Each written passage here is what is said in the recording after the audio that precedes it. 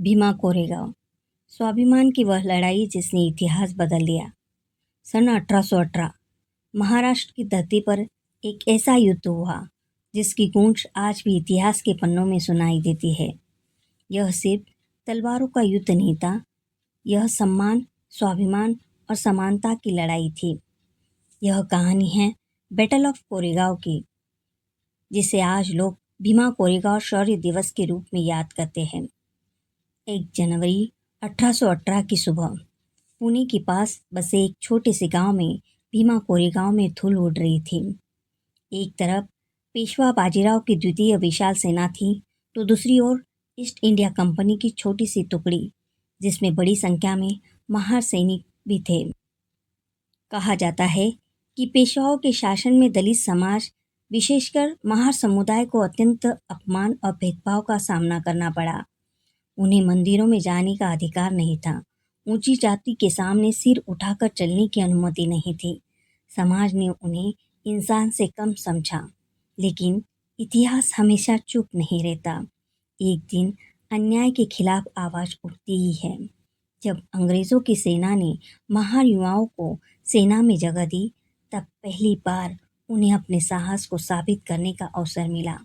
उन सैनिकों ने ठान लिया था, अब हम डर कर नहीं जिएंगे, अब हम अपने सम्मान के लिए लड़ेंगे।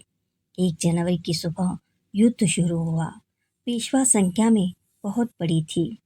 घोड़ों की टापों, तलवारों की चमक और तोपों की गर्जना पूरे मैदान में युद्ध भूमि बन चुका था। लेकिन छोटी सी टुकड़ी ने हार नहीं मानी। उन्होंने डटकर मुकाबला किया। घंटों तक युद्ध चलता रहा। हर सैनिक अपने प्राणों की बाजी लगाकर लड़ रहा था। कई सैनिक शहीद हुए, लेकिन उनका साहस नहीं टूटा। इतिहासकार बताते हैं कि इस युद्ध ने पेशवा शासन की शक्ति को कमजोर कर दिया और आगे चलकर मराठा साम्राज्य के पतन का मार्ग बना। युद्ध के बाद वहाँ एक विजय स्तंभ बनाया गया, जिसे आज जय स्तंभ कहा जाता है। उस स्तंभ पर शहीद सैनिकों के नाम लिखे गए। आज भी लाखों लोग वहां जाकर उन्हें श्रद्धांजलि देते हैं। साल 1927 में B.R. अम्बेडकर वहां पहुंचे। उन्होंने उस विजय स्तंभ को केवल एक स्मारक नहीं माना, बल्कि उसे दलित समाज के आत्मसम्मान और संघर्ष का प्रतीक बताया। उस दिन बाबा साहब ने कहा, मानो इतिहास फिर से जीवित हो उठा हो।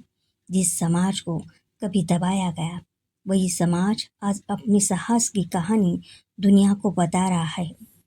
तब से हर वर्ष 1 जनवरी को हजारों लाखों लोग भीमा कोरेगांव जाकर शौर्य दिवस मनाते हैं। यह दिन केवल युद्ध की याद नहीं, बल्कि समानता, न्याय और सम्मान के संघर्ष की पहचान बन चुका था। जब भी इतिहास में अन्याय बढ़ता है, तब कोई न कोई आवाज उठती ही है। भीमा कोरेगांव की लड़ाई हमें सिखाती है कि छोटा या बड़ा होना मायने नहीं रखता। हौसला और आत्मसम्मान सबसे बड़ी ताकत होती है। उन वीर सैनिकों ने दुनिया को यह संदेश दिया कि इंसान को उसकी जाति से नहीं, उसके साहस और कर्म से पहचाना जाना चाहिए। यह थी भीमा कोरेगांव की युद्ध भूमि,